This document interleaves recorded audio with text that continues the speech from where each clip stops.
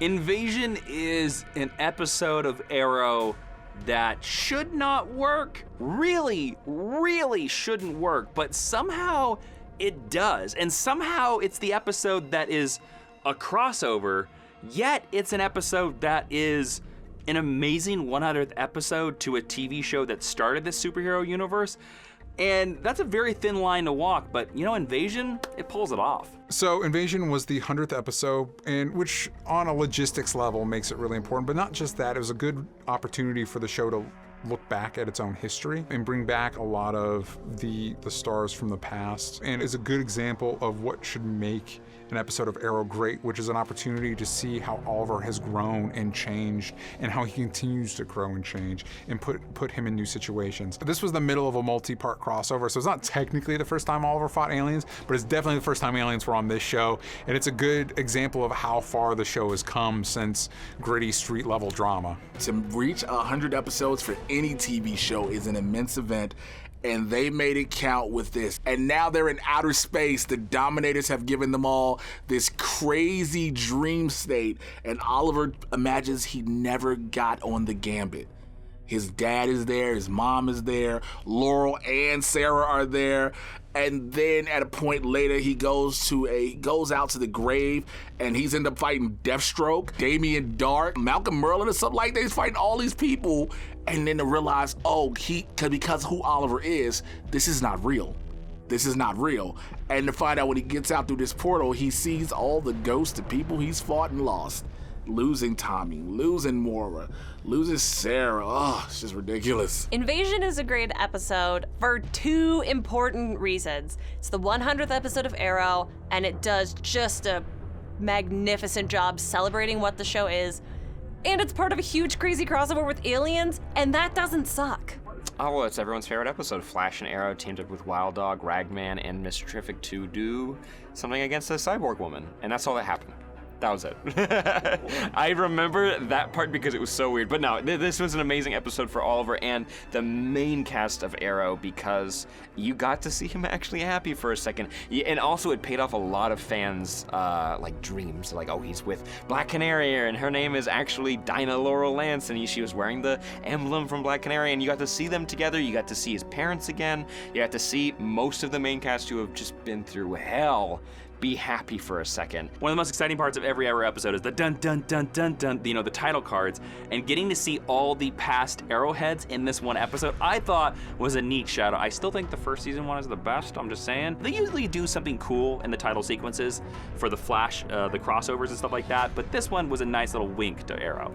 I think this episode did a great job of balancing the premise of the crossover and what Arrow is. So you had your, it's a dream sequence, you get every dream wish you could ever think of for Arrow, and if a comic fan wanted something for Oliver to do, it's in here. But then the last 5 minutes of it are them escaping in a spaceship back to Earth, and you're like, oh yeah, this is what this show's turned into. Like, it was this, and now it's this. And you got Slade, you got Malcolm, you got most of the villains teased.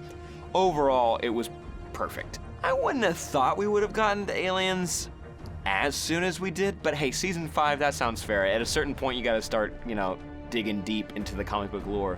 Aliens make sense, and I was very happy with how they utilized them in the Arrow portion of the crossover. You would have never expected that.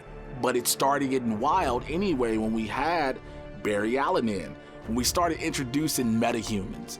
And then you later on get to the point we're gonna introduce you to Supergirl. And we're gonna introduce this big alien invasion, and Oliver he really doesn't know how to deal with it. He's like, this is too much for me. But he does it, because everybody around him has abilities, has powers, so it's fun. Arrow is a urban vigilante crime drama. And if you would have told me while I was watching the pilot of this show that aliens would appear anywhere in the show, not even the 100th episode, I would have called you crazy. And it's shocking that aliens appear in this episode. Again, Arrow should not fight aliens, but God damn you, Mark Guggenheim, you pulled it off. I don't know how you did this. I don't know what deal with the devil you made, Mark Guggenheim, but your deal with the devil, it worked, and you somehow can do no wrong. I think in the Invasion crossover is actually still my favorite of the big crossovers, and I think in part because, to a degree, each of the episodes kind of function as an episode of one of their shows. The Legends one, they're dealing with time travel stuff. Flash is dealing with its heightened superhero stuff. And Arrow, it being its 100th episode, really focuses on what makes the show work, why it matters, why we care about these characters. I think it's difficult to have your 100th episode come in the middle of a giant event comic, basically, the way this did, but I think they found a respectful and a narratively sound way to do it. I'm not a Laurel fan. I know that might surprise some people out there, but I actually really loved seeing the wedding or the pre-wedding of Laurel and Oliver. I loved this House of M look at what would have happened if the island had never intervened. It allowed us to revisit so many wonderful characters that we've missed for so long. Even if some of them were in Chicago and had to be Force Ghosts, that's okay. It still gave us a cool scene, and it managed to work and serve the larger narrative, which is incredibly impressive. It works off of a dream sequence based around the pilot. What if Oliver had never got on the Gambit? That would be the sort of flashpoint of his entire universe. His life would be completely different. His whole universe would be completely different if Oliver never got on that Gambit. And I will say, seeing all the cameos is this amazing little nod back to the history of the show. And it works. I think this is more so a tribute to DC Comics because the Dominators were characters within DC. There is a big angle with them. I think it's a tribute to all the characters that Arrow will be allowing to branch out from them, because Arrow is the grandfather show, if you will, of the DC universe. 100%, this is a tribute to everything Arrow had built up to at that point. You got to see almost every character that you wanted to, and I was excited to see where the rest of the season was going to go. Also, just the rest of the crossover, because that led to an amazing finale. One special thing in this episode, and even though she wasn't in the pilot because it was a different actress, seeing Katie Lott's My True Black Canary with Team Arrow again, it was nice. It was lovely. I miss her as Black Canary. I don't like Black Siren. I don't like the other Black Canary we got. I like her as White Canary, but you know what? She really belongs on Arrow. And to see her experience the 100th episode with her team, with the home team, was awesome. I'm doing a lot of quotes. I'm sorry. Sarah Lance is one of my favorite Arrow characters, probably my favorite Lady Arrow character.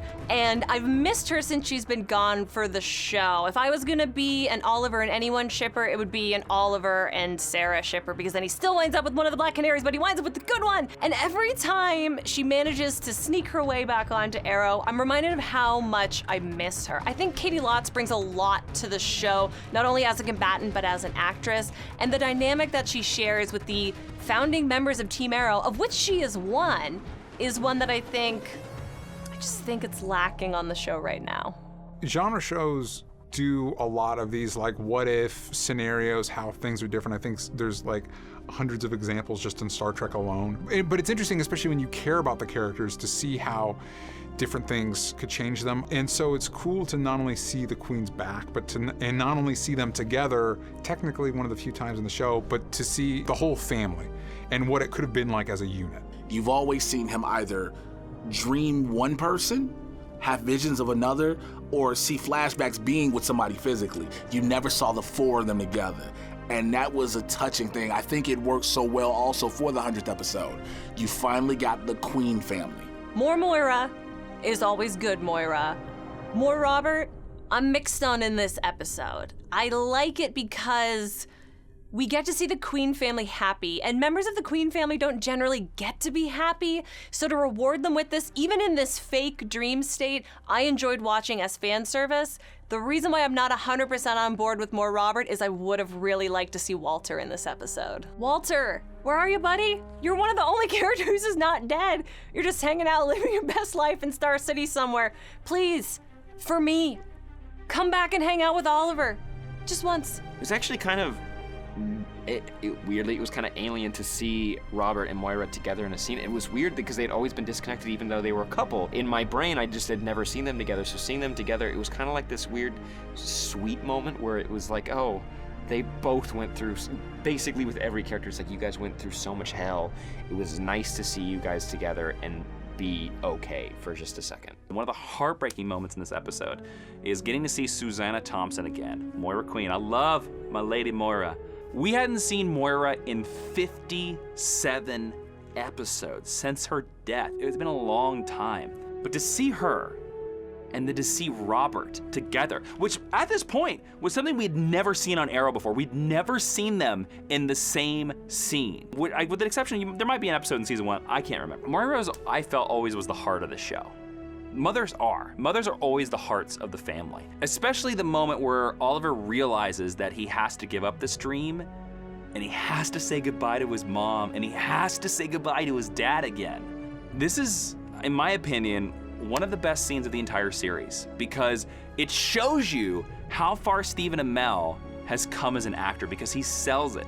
You feel like you're saying goodbye to your mom and your dad. There's kind of two ghost scenarios in this episode. One where you get like the weird blue ghost Star Wars type situation where it's like, hey, this is a shot of this character that we cut out of another episode and now he's here, kind of transparent, which was cool, but maybe a little goofy. The funner one is when Oliver fights the ghosts of villains past. Notably, the only one that doesn't show up, I believe, is Ra's al Ghul, which is fine. He's definitely not on the top 3 Arrow villains. There are a lot of great ghost cameos in this episode. We get to see Roy again, which is nice, and they have to include my boy, Tommy. Old TM, as I call him sometimes.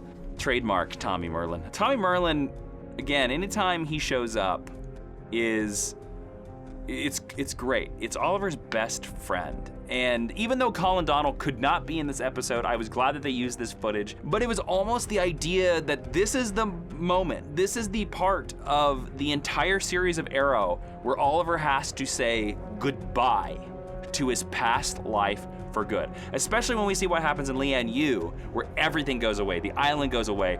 Oliver moves on in this episode, and I think in a very profound way in that scene. Again, the most important ghost has to go back to Moira Queen. Losing his father is one thing. He's learned to move on from that. But there's something about losing your mother, especially after having lost his father, because he accepted that, but he never thought he would lose his mother. And that one I think hurt me too, because it's like, you have to let it go. You have to now move forward from that. It meant a lot during that moment. It was sweet, and that was a kind of a signal of how far the show had grown and it had changed, especially because the moment after that is when we have the chase scene inside the spaceship outside of, around Earth, which is amazing, but it was impactful, and it was, I think, for me, just seeing his parents there was what meant the most. Invasion matters as much as it does and should be included in this list, because it's hard to do an anniversary episode, just like it's hard to do an annual in comic books. It's hard to do fan service and great story at the same time, and it does both of those. We get the best hits of everything that's led up to getting to 100 episodes, which is an incredibly impressive milestone in the first place. And again, we get to see Oliver fight aliens. We used to see Oliver fight the Rain. It's pretty cool to see him fight aliens. I think Invasion is on the top 10 list because, again, it's the 100th episode, but also it's just a great exploration of not only who Oliver is as a character, but how far he's come and how much he's grown. And it's episodes like this that really are good reminders of why you've invested this amount of time in shows like this.